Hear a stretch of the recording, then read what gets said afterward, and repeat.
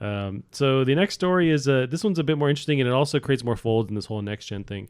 But Xbox won't have Series X exclusives for at least a year. I don't know how I feel about this, like especially the Halo thing. I think we maybe not disagree, but I think we look at this quote unquote problem from different angles, and it could be more of a problem, or it could expand and offer them more ground to cover with this next gen race. Maybe, but anyway, we can cover it really quick. Yeah, just the little blurb from MattKimIGN.com writes, 2020 is when the next generation of consoles is set to be released, but Microsoft is appending the playbook this year by announcing the upcoming Xbox Series X won't launch with exclusive games. Instead, any new title playable on the Series X will also be playable on older Xbox One consoles as well.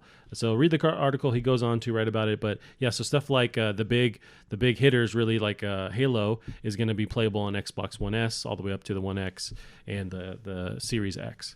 The idea is them, I imagine, expanding that player base to kind of gain some more ground, because they have lost players, consumers in this last generation.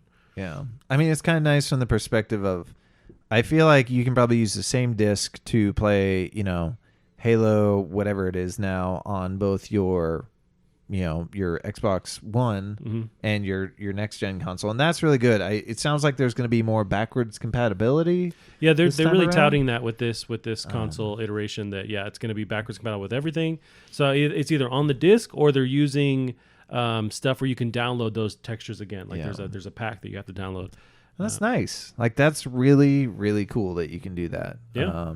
What are your issues, or what are your hesitations with them? Do you think they can be splintering or causing more confusion with consumers and what they buy? Well, I think we kind of covered this last week. I don't know if this was hinted at or leaked, but I think there are so many fucking studios right now that you could have everyone at Xbox making exclusives for the new Xbox, and you'd still have a shit ton of games for the old one. Like, we are at no lack of developers at this point. Yeah. And you could do that for any console. You can do that for the Nintendo Switch, and it won't be a problem, because people are just, foaming at the mouth to make games for these things. So I don't know. To me, it seems like they're solving a problem that doesn't necessarily exist.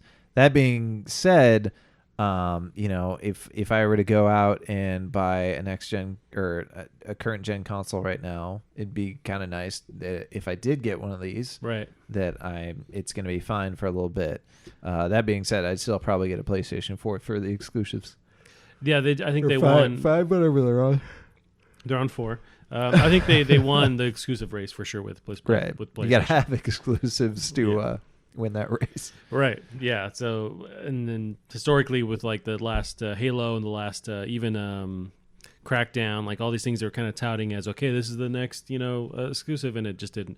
It fell short. But I guess on paper I don't have a problem with this. I like the idea of them giving more security or peace of mind to anyone who does jump into Xbox right now, or has in the past couple of years, because they know, hey, I'm in this ecosystem, and whatever I play, or whatever comes out for the next 2 years at least, I can play it on my dusty old Xbox One S, or like even older Xbox original Xbox One, or I can actually jump into the Xbox Series X. It reminds me of like the PC model, where you have the potato, you have the regular, you have the ultra.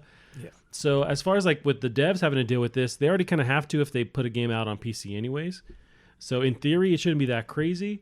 But the rumor also in tandem with this is that PS5 is not following this model, that they're creating exclusives for PS5. Right. So I don't know if they're going to completely split, and that's what's going to help, because this would help Microsoft gain some ground, because it's more player friendly, it's more user friendly. It's like, hey, whatever you have, it works on our thing. Yeah. And PS4 is going, or PS5 is going, hey, that's also on my Tinder profile right there. So whatever you have, it works on my. Hey, that's you increase your player pool, you get more people. Increase the audience. You got. No one's interested, but you got to try. The audience is still 0. Yeah, no, it makes it a bit more interesting. We'll see how that unfolds. But I like that idea. It's just because, especially you throw into the mix along with this, is the whole Game Pass thing, where you have all these games that even if you don't buy a physical disc or an actual retail game, you have access to all these games. So I think they're positioning themselves to gain a lot of ground with this next gen. So they're even taking like cuts or hits with allowing or having these games not be exclusives for their next gen title. They really need to almost like steal Nintendo Wii's trailer or like commercial from years ago of the whole "we would like to play." Just would they walk show in up and at your- yeah. kicking in the door at people's house. It's like, hey, you got some phones? Let's play some Sea of Thieves, bitches. You know what? That's actually awesome. Yeah, to show Right? like you can play it here, you can play it there. I mean, you can already do that with Fortnite, and boy, if that doesn't work, gangbusters for Fortnite. So yeah, do it here. You got your Xbox One, you got your Xbox One X or One X, you got your Xbox Series X, you got your phone. What else am I forgetting? That's it. Tablet, maybe you could play it on a tablet. Or Maybe something. your new Alienware UFO, which is going to yeah. confuse the shit out of people. Like, what is that? Like, if they ever actually did launch the streaming service on the Switch, like people are playing it on that, they're like, my God, Right. Oh yeah. Microsoft, take all my money. That was rumored for a while where we covered it, but I don't know if that ever. Maybe those talks happened, but nothing ever came out of it. But the idea of the Game Pass on Switch, I feel like that's a no-brainer. But I'm hoping that's It still could. a possibility down the It line. could. It definitely have to be through streaming, but Right. I mean, Nintendo would make more money. Microsoft would make more money. Yep. Like, Yep.